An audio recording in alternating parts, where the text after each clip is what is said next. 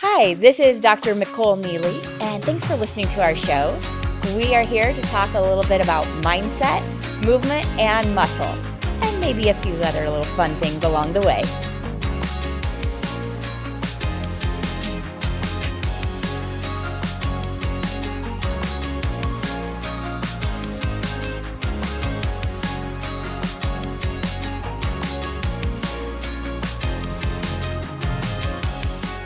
Welcome back. Thanks for listening in. I am here with a very special guest today. I've brought in my mama. So my mom is Mickee, and she is going to be 70 this month. Don't tell. Couple weeks. Everyone still thinks she's my sister. And she's really been an inspiration to me for life, exercise, being a woman, a mother. And so I'm really excited to share her story. So tell me, Mom, a little bit. Tell everyone where you grew up and a little bit about yourself. Well, I grew up in Nebraska on a ranch in the eastern edge of the Sandhills. So I'm ranch girl, grew up. Hence why you can cook so well. I grew up cooking for the hay crew and working in the hayfield. But you only cook for like 100 people every time you cook. Right. Actually, I have cooked for a lot more than 100 at a time. Yeah. Yeah. Not in the hayfield though. Yeah. What was that like growing up in Midwest Nebraska? What it was like? Yeah. Well, I look at it as what a privilege. I mean, we learned so much about life. We learned, even how to really be disciplined, how to work hard, good work ethic, I would say. Yeah. And now this year is a big milestone. Yes. You've been married 50 years. 50 years and turning 70, both my husband and I, yes. How did you meet your husband, my daddy? So I grew up on a ranch and, rural Nebraska. And there was a Christian high school about 90 miles from our home that a lot of people from a lot of churches throughout the Sandhills helped to start back late 59, 60. And my family was a part of that. And so I went there for high school. I was a 5-day student. I went home on weekends. And while you were in high school? While I was in high school. I went all 4 years there.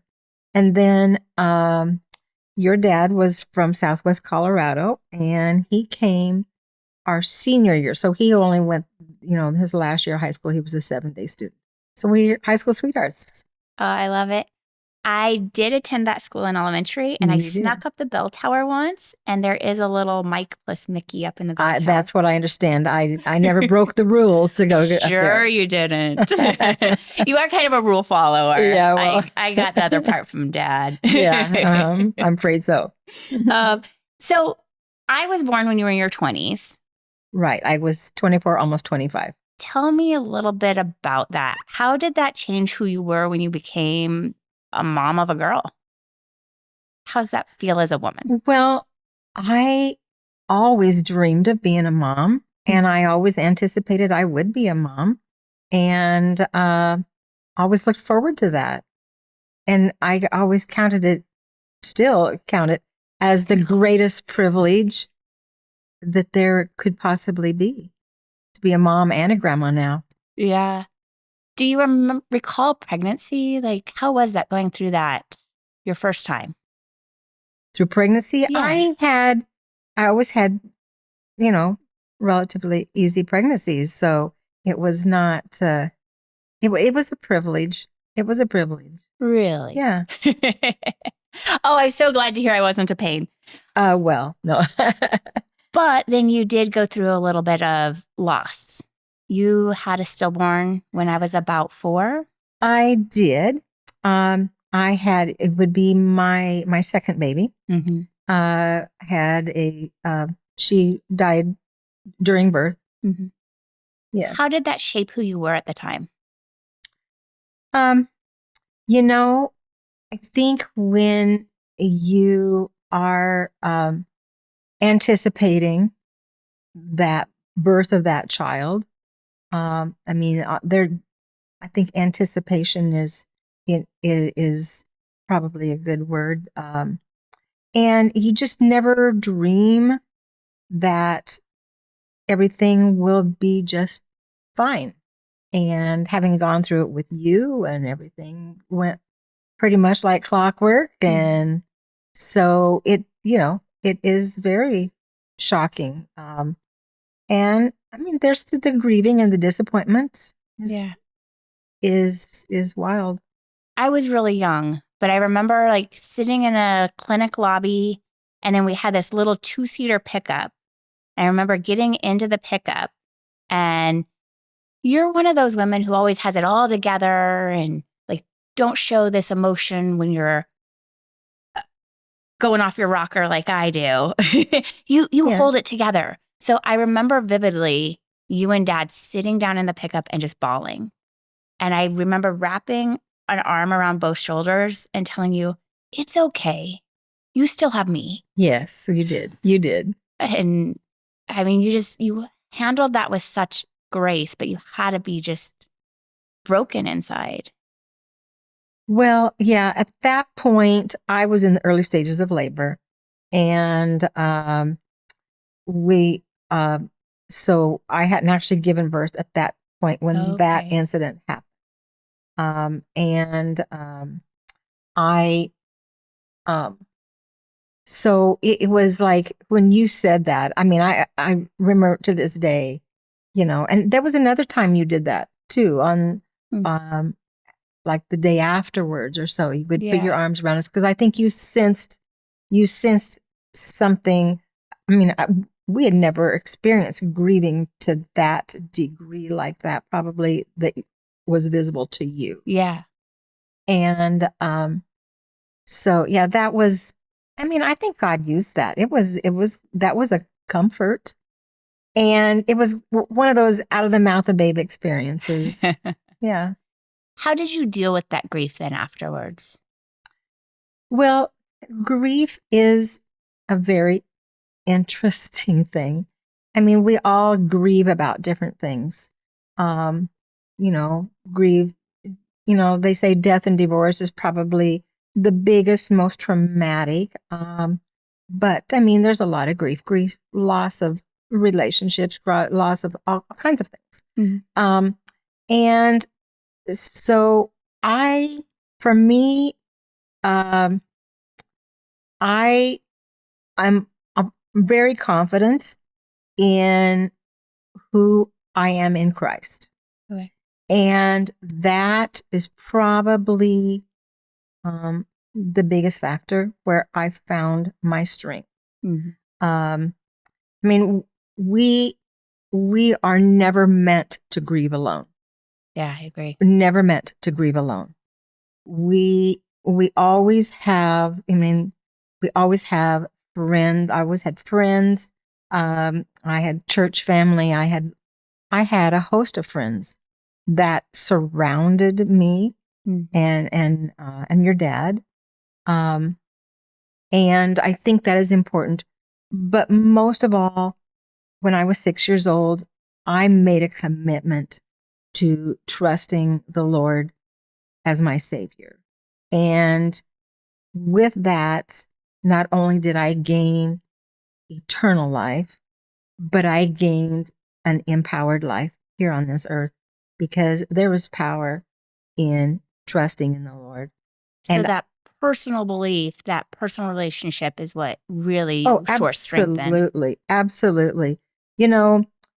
I really, really hate what a lot of psychologists will say. These are the steps of grief. And one of them is anger. And I defied that. I could see you being that personality too. Because I knew I was not going to allow that to destroy me. And I knew that's not what God would want me to do. And I knew that He loved me.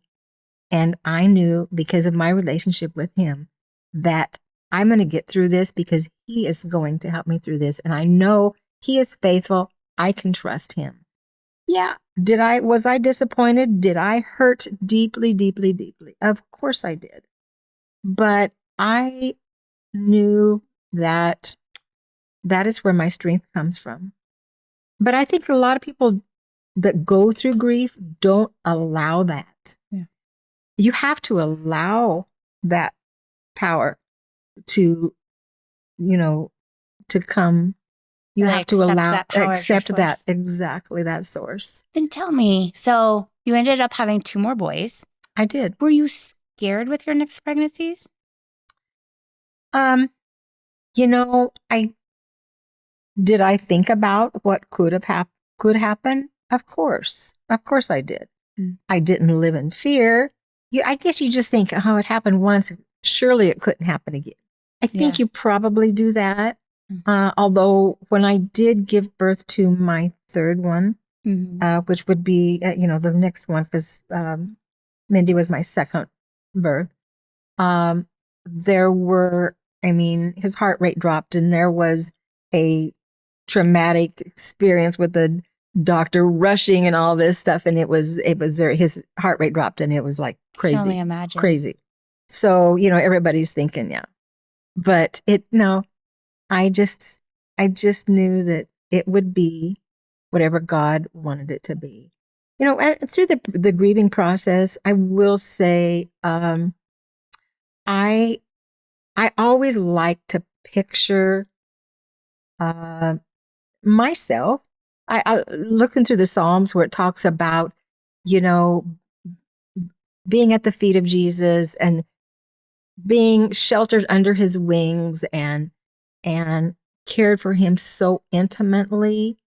And I knew that God was doing that for me. And I found a lot of comfort in that. Not only for me, but I knew he loved my baby. He loved my baby even more than I could possibly ever love that baby. And that he could take better care of that baby than I could. And I had to trust him. And I know that one day I will see that baby again. Yeah. And I take a lot of comfort in that. And I don't think I ever understood that until I became a mother. Oh, I don't think you can. And there's so much about being a mother that you can't understand until you actually. When I had Kai, I was like, wow, there's nothing else like it. And you do have to trust that there is a plan for this kid, even if you can't be a perfect mom, you can't have all the emotion you want. I'm almost opposite of you. I feel every emotion. When I grieve, I have to go through everything. But despite our weaknesses, our kids are loved. They are. And especially if you believe in God, you've got him watching over your kid. I said I never went through the anger process, and I really don't think I did. Did I go through times where I really shared my disappointment and my pain with God? Yeah, I did. Lord, I hurt. I really hurt. I need you. I hurt terribly over this. I think you do better with that now than I've ever seen. I remember, like I said, as a kid, you didn't show a lot of emotion. But now you open up a lot more and you do feel that. How has aging been? I mean, I still think of you as 40 or 50. And then I'm like, oh, wait, that's me. And I think that too. Tell me a little bit about the health journey as a woman and a mom. Like, how did it feel like going through hormone changes, going through emotion changes? And through that, you took on foster children. I did. And you took on a job of becoming a realtor that you excel at. Tell me about this. Why? I'm a people person. Oh, yeah. And I love people. I love serving people. And so therefore my job as a realtor, that comes into play with that. And I love that aspect of serving others in my job. And so that kind of started with the foster kids. You brought that up. I started taking in babies whose moms were incarcerated. Mm-hmm. And I actually had 3 babies, and I had one 7-year-old for a while and turned 8. But I started taking, that all kind of started when I was just never able to have more children. Mm-hmm. And I just thought, okay, God's giving me the ones he has given me. And I'm just, so blessed with my children. Mm. And so just never thinking I would have more, but God has a sense of humor. And I got a call one day because I was a pastor's wife. Let's kind of go back where your dad was a pastor. So I was a pastor's wife. And I got a call from a friend who had a ministry in the state that we were in the women's facility there, and telling me about there's this lady. She's due to have a baby anytime. There's nowhere for this baby to go, because you got to remember, a lot of women, by the time they get to prison, they've burned all their bridges. Yeah. So they have nowhere to go with this baby. They really don't want to get their baby into the system and all that. And do you know of anybody in your church, that would want to care for this baby? And I knew immediately that was me. Yeah. And I called your dad at the office. How would you like to have a baby? I mean, really? Yes. I don't think I heard this. I thought Dad got the message first. No. I got the call. And then I called him, which was, we still laugh about it because at that point it was impossible. And because you were 40. I was, was I 43, 44 maybe? But after a hysterectomy, so. Yeah. Oh, yeah. So, you thought you were done. Yeah. And anyway, but God has a sense of humor. And I called him and explained to him, and he goes, call them back right away. Quick, call him and tell him we'll do that. We both knew immediately. It might be the most on the same page I've ever seen the two of you. That's probably true.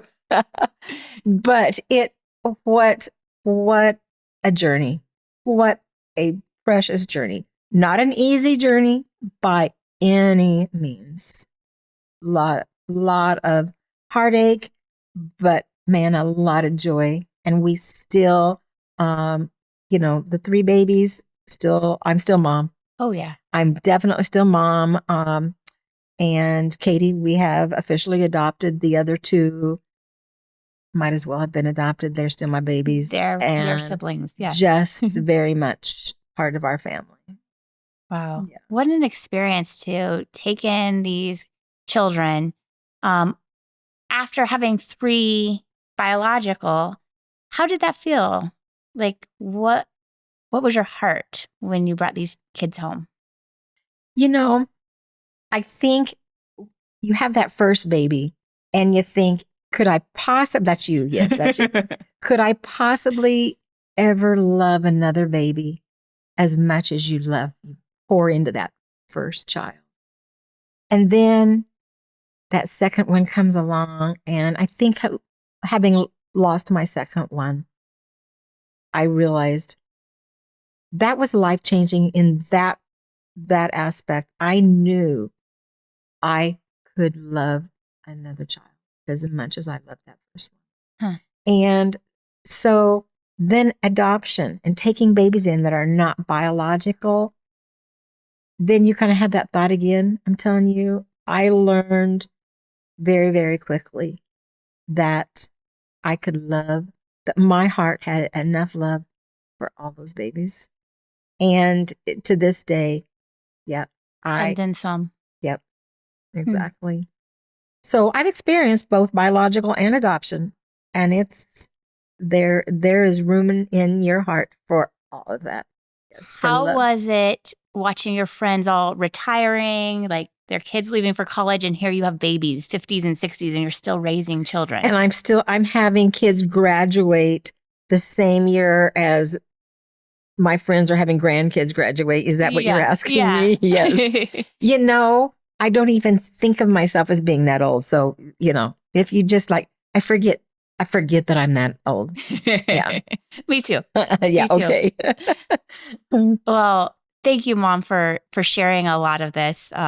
it's really neat to hear your perspective of being a mother and what you've been through.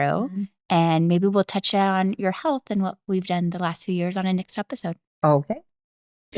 Thank you.